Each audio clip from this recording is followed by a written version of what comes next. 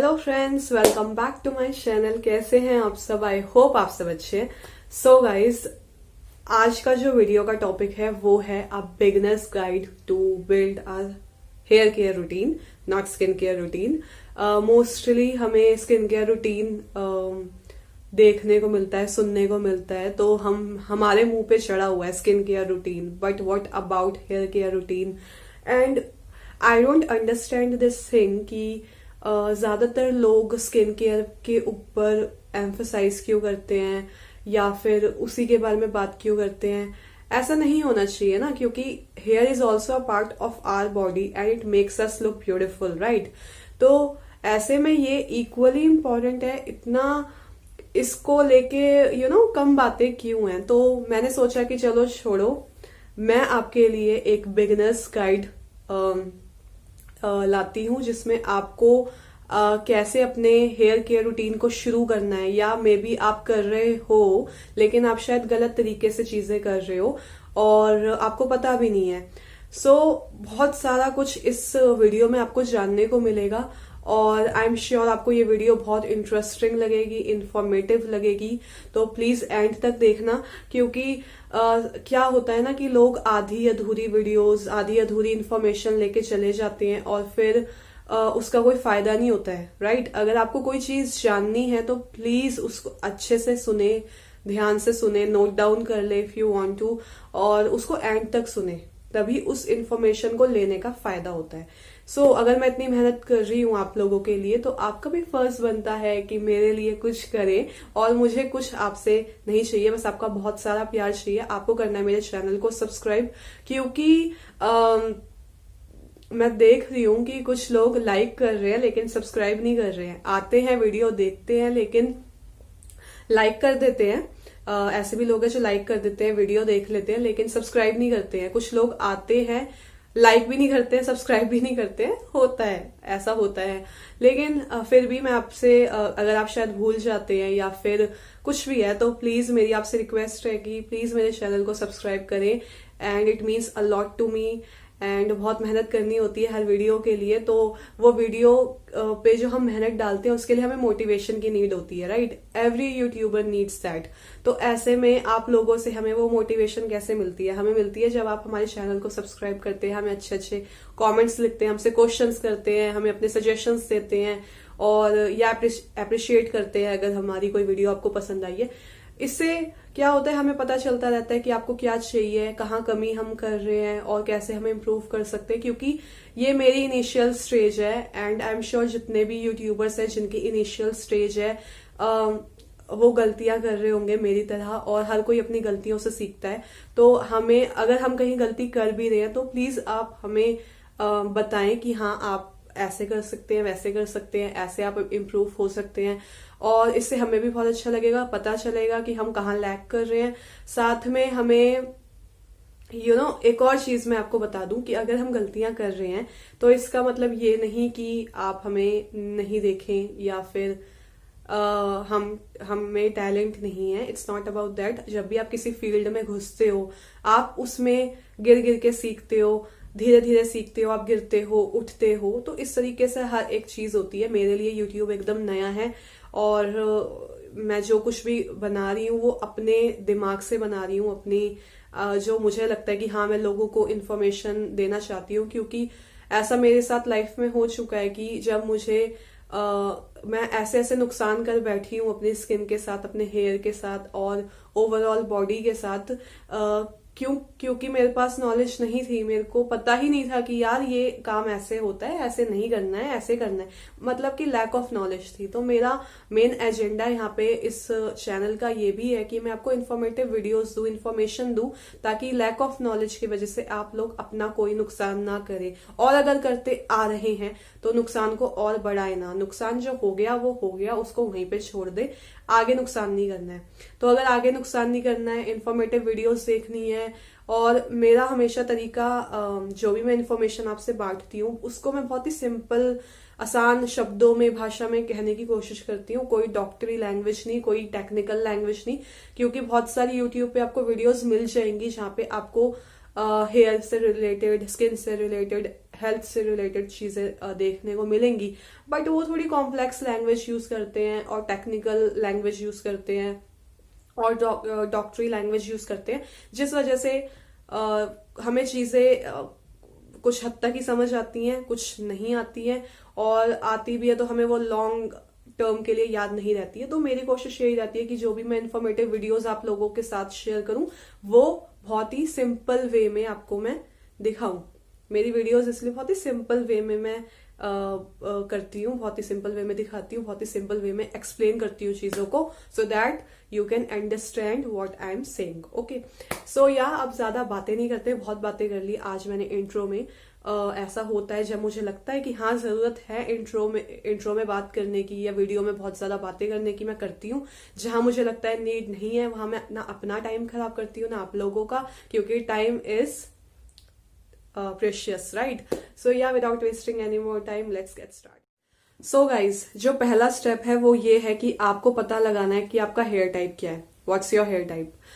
अब बहुत सारे लोग यहाँ पे कहेंगे I know my type is straight, my hair type is curly, my hair type is frizzy. Guys, hold on. Hair type is just not about texture. There are so many other things. Okay, for example, how well your hair absorbs moisture, और whether it breaks easily or not, जल्दी से टूट जाते हैं या नहीं। बहुत सारे फैक्टर्स हैं हेयर टाइप में। Hair texture is just a part of hair type, ठीक है? कौन कौन से अदर फैक्टर्स हैं और उनका टेस्ट आप कैसे करेंगे वो मैं अब आपको बताती हूँ। जो पहला चीज है वो टेक्सचर, उसके ऊपर मैं ज्यादा एम्फसाइज नहीं करूंगी क्योंकि आप सबको पता है कि आपके बालों का टेक्सचर क्या है, वो बाहर देखने से ही पता चल जाते हैं, बहुत इजी होता है। सबको पता है कि उनके बाल, किसके बाल स्ट्रेट हैं, किसके कर्ली हैं, किसके फ्रीजी है, देख के आप किसी और का भी बता सकते हो, ठीक है? बात आती है अदर फैक्टर्स जिन पे मैं एम्फसाइज करूंगी, और आप नोट डाउन कर लो कि इनके टेस्ट आपको कैसे करने हैं। बहुत इजी वे में बताऊंगी। सबसे इंपॉर्टेंट होता है प्रोसिटी, यानी कि आपके बालों की क्षमता मॉइस्चर को और प्रोडक्ट्स को एब्सॉर्ब करने की क्या है। प्रोसिटी ये दिखाता है। अब आपको चेक कैसे करना है, आप टेस्ट कैसे करेंगे? So what you have to do is कि आपको अपने बालों का जहां का भी डैमेज आपको चेक करना है। जैसे मान लो मुझे अपने बालों के यहाँ का डैमेज चेक करना है, ठीक है? तो मैं यहाँ से एक स्ट्रैंड लूंगी, ठीक है, एक बाल लूंगी, उसको मैं एक बाउल पानी में डाल दूंगी। 2 से 6 मिनट का वेट करना है। उसके बाद अगर वो 2 मिनट के अंदर ही सिंक कर जाता है, दैट मीन्स डैमेज मैक्सिमम है। ओके, अगर वो 4 मिनट में सिंक कर जाता है, दैट मीन्स डैमेज मीडियम है। अगर वो 6 मिनट में या 6 मिनट के बाद भी नहीं सिंक करता, तो दैट मीन्स डैमेज नहीं है। आप कहीं से भी बाल लेके किसी भी एरिया का डैमेज चेक कर सकते हैं, है ना? बहुत सिंपल। इसको करके देखिएगा एंड मुझे बताइएगा कमेंट सेक्शन में कि आपके बालों की प्रोसिटी। सो गाइस, जो सेकंड चीज है वो है elasticity. Have you ever tried to stretch your hair strand? कभी आपने कोशिश की है अपने बाल को लेके स्ट्रेच करने की? अगर वो, लेकिन फर्स्ट ऑफ ऑल मैं आपको क्लियर कर दूं कि जब आप एक हेयर स्ट्रैंड लोगे तो उसको गीला कर लेना, उसके बाद उसको खींचो। जब आप उसको खींच रहे हो, अगर वो खिंचता है आराम से, टूटता नहीं है, आराम से आपका जो स्ट्रैंड है वो स्ट्रेच हो रहा है, नहीं टूट रहा है, दैट मीन्स आपके बालों की इलास्टिसिटी अच्छी है। अगर आप उसको खींच रहे हो और वो टूट जाता है, दैट मीन्स आपके बालों की इलास्टिसिटी अच्छी नहीं है। इलास्टिसिटी क्या चीज करती है, क्यों इंपॉर्टेंट है? वो इसलिए इंपॉर्टेंट है कि इलास्टिसिटी पे डिपेंड करता है कि आपके बालों की क्या क्षमता होगी किसी स्टाइलिंग को होल्ड करने की। बेसिकली ये दिखाता है कि आप खुद स्टाइलिंग करते हैं या किसी से करवाते हैं तो आपके जो बाल हैं वो उसको, उस स्टाइलिंग को कितनी देर तक होल्ड कर पाते हैं। अगर आपके बालों की इलास्टिसिटी अच्छी होगी तो वो स्टाइलिंग को बहुत देर तक होल्ड कर पाएगा। अगर आपके बालों की इलास्टिसिटी कम है तो आपकी जो स्टाइलिंग है आप उसको ज्यादा देर तक आपके बाल होल्ड नहीं कर पाएंगे। Are you getting my point? बहुत सिंपल है। तो इलास्टिसिटी ये चीज को दिखाता है। इन अ जनरल वे, जिनके बाल भी मोटे होते हैं उनके बालों की इलास्टिसिटी अच्छी होती है, जिनके बाल पतले होते हैं उनके बालों की इलास्टिसिटी कम होती है, लो होती है। ये एक जनरल वे है, एक बहुत ही जनरल बात कर रही हूं मैं यहाँ पे। ऐसा भी हो सकता है कि किसी के बाल मोटे हो और उसकी इलास्टिसिटी बालों की अच्छी ना हो, या किसी के बाल पतले हो लेकिन उनके बालों की इलास्टिसिटी बहुत अच्छी हो। It depends on person to person, but here I am talking in a general way कि जिनके बाल मोटे होते हैं मैक्सिमम उनके बालों की इलास्टिसिटी अच्छी होती है, हाई होती है। जिनके बाल पतले होते हैं उनके बालों की इलास्टिसिटी लो होती है। सो गाइज, हमने जान लिया कि हमारा हेयर टेक्सचर क्या है, पोरोसिटी क्या है, इलास्टिसिटी क्या है उसकी। बेसिकली हमने अपना पूरा हेयर टाइप जान लिया है। अब बात आती है, जब हमने अपना हेयर टाइप जान लिया है तो हम अब उसके अकॉर्डिंग प्रोडक्ट्स ला सकते हैं, राइट। अब मैं आपको बताऊंगी सेकेंड स्टेप में must haves for a hair care routine. कौन कौन से प्रोडक्ट्स है जो हेयर केयर रूटीन में होने ही चाहिए। यहाँ पे मैंने 7 प्रोडक्ट्स आपसे शेयर करने हैं। First is shampoo and conditioner, second is microfibre towel. अगर आप नहीं अफोर्ड कर सकते या आपको नहीं लेना है तो आप नॉर्मल टॉवल भी यूज कर सकते हैं, but it would be better कि अगर आप माइक्रो फाइबर टॉवल ले लें। Third is oil, fourth is serum, fifth is hair protectant cream और spray if you do styling. Numbering मैं भूल गई हूं। Next is hair mask and 7th is paddle brush. ठीक है, इनमें से कुछ चीजें आप घर पे भी बना सकते हैं। जैसे कि अगर आपको बाहर से ऑयल नहीं लाना है तो आप मस्टर्ड ऑयल यूज कर सकते हो। आपको हेयर मास्क बाहर वाला नहीं लगाना है तो आप घर का लगा ले।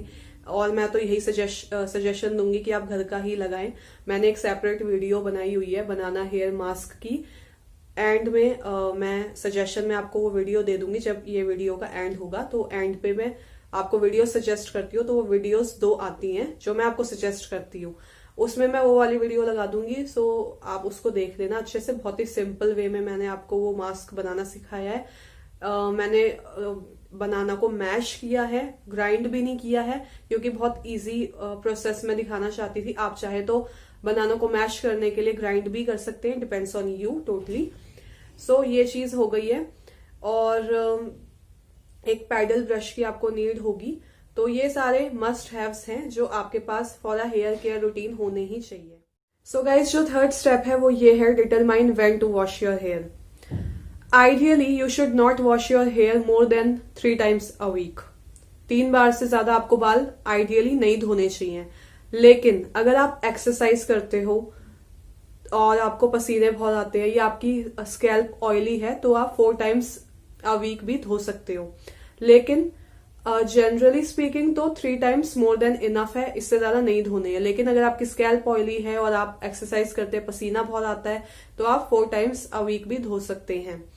फॉर ड्राई हेयर 2 times सही रहता है। ऑयली हेयर्स के लिए 3 to 4 times सही रहता है। एंड मीडियम हेयर्स के लिए 3 times अ वीक सही रहता है। ये एक जनरल वो है जो मैंने आपको आइडिया दे दिया है। सो 2 to 3 times अगर आपके बाल नॉर्मल है तो आप धो सकते हैं।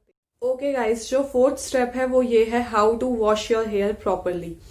आई एम श्योर बहुत सारे लोग अपने बालों को गलत ढंग से धो रहे होंगे। गाइस, पहली चीज, जब आप शैम्पू यूज करते हैं कभी भी आप उसको डायरेक्ट अपनी स्कैल्प पे, अपने सर पे ना लगाएं।